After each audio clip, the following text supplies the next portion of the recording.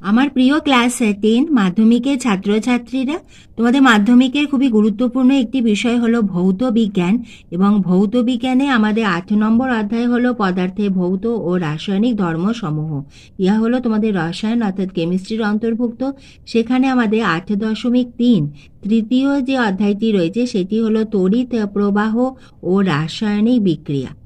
এই অধ্যায়ের খুবই গুরুত্বপূর্ণ একটি টপিকস হলো তড়িৎ লেপন, কারণ আমাদের প্রতি বছর মাধ্যমিকে তড়িৎ লেপন থেকে কিন্তু প্রশ্ন এসেই থাকে।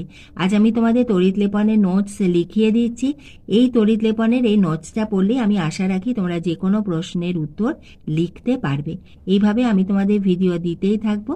তুমি যদি চ্যানেলে নতুন হয়ে থাকো, চ্যানেলটি সাবস্ক্রাইবের সঙ্গে বেল আইকনটা প্রেস করে দিয়ে অল নোটিফিকেশান অন করে রেখো, যাতে আমি তোমাদের এরকম গুরুত্বপূর্ণ ভিডিও দিলে তোমার কাছে সব থেকে প্রথমে সেই ভিডিও গিয়ে পৌঁছায়। ভিডিওটি ভালো লাগলে একটা লাইক করে দিও, বন্ধুদের শেয়ার করে দিও।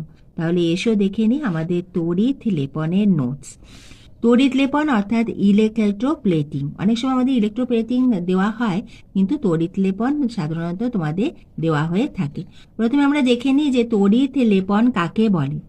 তড়িৎ বিশ্লেষণ প্রক্রিয়ায় রাসায়নিকভাবে অধিক সক্রিয় কোনো ধাতু বা ধাতু সংকরের উপর অপেক্ষাকৃত কম সক্রিয় ধাতুর প্রলেপ দেওয়ার পদ্ধতিকে তড়িৎ লেপন বা ইলেকট্রোপ্লেটিং বলে। অর্থাৎ এখানে খুবই গুরুত্বপূর্ণ যে আমাদের অধিক সক্রিয় যদি কোনো ধাতু বা ধাতু সংকর থাকে, আমাদের যখন যে ধাতুর প্রলেপ দিতে হবে সেটা কিন্তু যার ওপর দিচ্ছি তার থেকে কম সক্রিয় ধাতু হতে হবে। অর্থাৎ আমরা যার ওপরে প্রলেপ দিচ্ছি সেইটা হবে অধিক সক্রিয়, এবং যে ধাতুর প্রলেপ দিচ্ছি সেটি হবে কম সক্রিয়, এবং সেই পদ্ধতিকেই বলা হয় তড়িৎ লেপন বা ইলেকট্রোপ্লেটিং। এরপরে প্রশ্নটি হলো তড়িৎ লেপন দেওয়ার কারণ বা উদ্দেশ্য। এটা খুবই ইম্পর্টেন্ট, তোমরা স্টার দিয়ে রাখো, কারণ এই প্রশ্নটা এসেই থাকে। কেন আমরা দিচ্ছি তড়িৎ লেপন, আমাদের দেওয়ার কারণ কি বা উদ্দেশ্য কি? প্রথম হলো জলবায়ুর হাত থেকে কিংবা বিভিন্ন রাসায়নিক পদার্থ এর ক্রিয়া থেকে তামা, লোহা, পিতল প্রভৃতি ধাতু বা ধাতু সংকরে তৈরি বস্তুগুলিকে রক্ষা করার জন্য তড়িৎ লেপন দেওয়া হয়। যেমন মরিচার হাত থেকে লোহাকে রক্ষা করার জন্য লোহার উপর নিকেলের প্রলেপ দেওয়া হয়। এটা খুব ইম্পর্টেন্ট, যদি বোঝো তোমরা এটা স্ক্রিন শটও তুলে নিতে পারো। এবং দ্বিতীয়টি হলো বিভিন্ন ধাতু বা ধাতু সংকরে সৌন্দর্য ও স্থায়িত্ব বাড়ানোর জন্য তড়িৎ লেপন পদ্ধতি প্রয়োগ করা হয়। যেমন পিতলের উপর সোনার প্রলেপ দিয়ে সৌন্দর্য বৃদ্ধি করা হয়। এছাড়া রূপার গহনার ওপরে আমাদের সোনার প্রলেপ দিয়েও তার সৌন্দর্য বৃদ্ধি করা হয়ে থাকে। তোমরা এটাও স্ক্রিনশট তুলে নিতে পারো। খুবই গুরুত্বপূর্ণ প্রশ্ন যে আমাদের তড়িৎ লেপন দেওয়ার উদ্দেশ্য কী। এরপরে প্রশ্নটিতে ডবল স্টার দিয়ে রাখো, কারণ এটা ভীষণ ইম্পর্টেন্ট প্রশ্ন। এখান থেকে প্রশ্ন প্রায় প্রতি বছরই এসে থাকে, নয় এমসিকিউ নয় এসিকিউ, নইলে তোমাদের বড় প্রশ্নতে আসবে।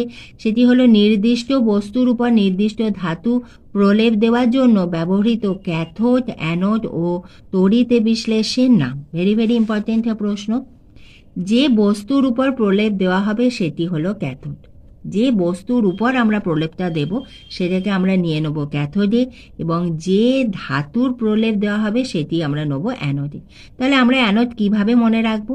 যে আমাদের কি, যখন আমরা কোনো ধাতুর প্রলেপ দিই তখন সেই ধাতুটাকে তো আনা হচ্ছে, আমরা তো বাইরে থেকে সেই ধাতুটাকে আনছি। সেজন্য যে ধাতুর প্রলেপ দেওয়া হচ্ছে অর্থাৎ যে ধাতুটাকে আনা হচ্ছে সেটি হয়ে গেল অ্যানোড। আনার আ এবং অ্যানোডের অ্যা, এইভাবে মনে রাখতে পারো। তাহলে যে ধাতুর প্রলেপ দেওয়া হবে সেটি হলো অ্যানোড। তাহলে নিশ্চয়ই পরীক্ষাতে ভুল হবে না। এবং 3 নম্বর হলো তড়িৎ বিশ্লেষ্য হিসেবে ওই ধাতুর জলের দ্রাব্য কোনো লবণ ব্যবহার করা হয়। আমরা তড়িৎ বিশ্লেষ্য কাকে নেব না, ওই যে ধাতুটি রয়েছে সেটা যেন জলে দ্রাব্য সেরকম কোনো লবণ ব্যবহার করা হয়। এবার এসো আমরা উদাহরণ দেখলে তোমরা বুঝতে পারবে। প্রথমে দেখো লিখেছি তড়িৎ লেপনের জন্য ব্যবহৃত ধাতুর নাম, অর্থাৎ যে ধাতুর আমরা তড়িৎ লেপনটা দিচ্ছি এবার হলো তাহলে অ্যানোড হলো সোনা, কারণ এখানে ধাতুর নামটা যেহেতু সোনা, অ্যানোড সোনা। আমরা বলেছি যে ধাতুটাকে আনা হচ্ছে অর্থাৎ যে ধাতুর প্রলেপ দেওয়া হচ্ছে সেটি হয়ে যাবে আমাদের অ্যানোড। যেহেতু সোনার ধাতু আমাদের প্রলেপ দেওয়া হচ্ছে সেজন্য আমাদের অ্যানোড হয়ে গেল সোনা। তড়িৎ বিশ্লেষ্য পদার্থের নাম, এটা কিন্তু তোমাদের লিখে অভ্যাস করতে হবে, প্র্যাকটিস করতে হবে। সোডিয়াম অরোসায়ানাইড, এর সংকেত হলো Na, থার্ড ব্র্যাকেটের মধ্যে AuCN2 থার্ড ব্র্যাকেট ক্লোজ। এইভাবে হলো সোডিয়াম অরোসায়ানাইডের নাম এবং তার সংকেতটা অতি অবশ্যই লিখে অভ্যাস করবে। ক্যাথোডে জলীয় দ্রবণ আমরা কি নেব, এখানে বলাই হয়েছে যে তড়িৎ বিশ্লেষ্য হিসাবে ওই ধাতুর জলের দ্রাব্য কোনো লবণ ব্যবহার করা হবে, সেজন্য ক্যাথোডে জলীয় দ্রবণে যে বস্তুর ওপর প্রলেপ দিতে হবে তাকে আমরা নেব। তাহলে সোডিয়াম অরোসায়ানাইড হয়ে গেল। পরে হলো তড়িৎ লেপনের জন্য ব্যবহৃত ধাতুর নাম রূপা, তাহলে অ্যানোড হয়ে গেল রূপা। আর তড়িৎ বিশ্লেষ্য পদার্থের নাম হলো সোডিয়াম আর্জেন্টোসায়ানাইড। এখানে হলো Na, থার্ড ব্র্যাকেটের মধ্যে CN2 থার্ড ব্র্যাকেট ক্লোজ। এখানে আমাদের যখন সোনা নেওয়া হচ্ছে তখন সেজন্য Au হচ্ছে, সোনার ক্ষেত্রে Au এবং সিলভারের ক্ষেত্রে হবে Ag। যখন আমাদের নিকেলের প্রলেপ দেওয়া হবে তখন অ্যানোড হিসাবে নিকেল এবং আমাদের তড়িৎ বিশ্লেষ্য পদার্থের নাম নিকেল সালফেট NiSO4। এবং তামার ক্ষেত্রে যখন আমাদের তড়িৎ লেপন তামা দেওয়া হবে অ্যানোড তামা।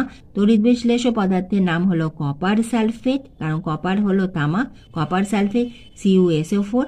এবং প্রতিটি ক্ষেত্রেই আমাদের ক্যাথোড জলীয় দ্রবণ হলো যে বস্তুর ওপর প্রলেপ দিতে হবে সেটা আমাদের নিতে হবে। তাহলে তোমরা নিশ্চয়ই বুঝতে পারলে। আমাদের এর মধ্যে থেকে সাধারণত প্রশ্ন এসে থাকে, তোমরা যদি বোঝো স্ক্রিনশটও তুলে নিতে পারো।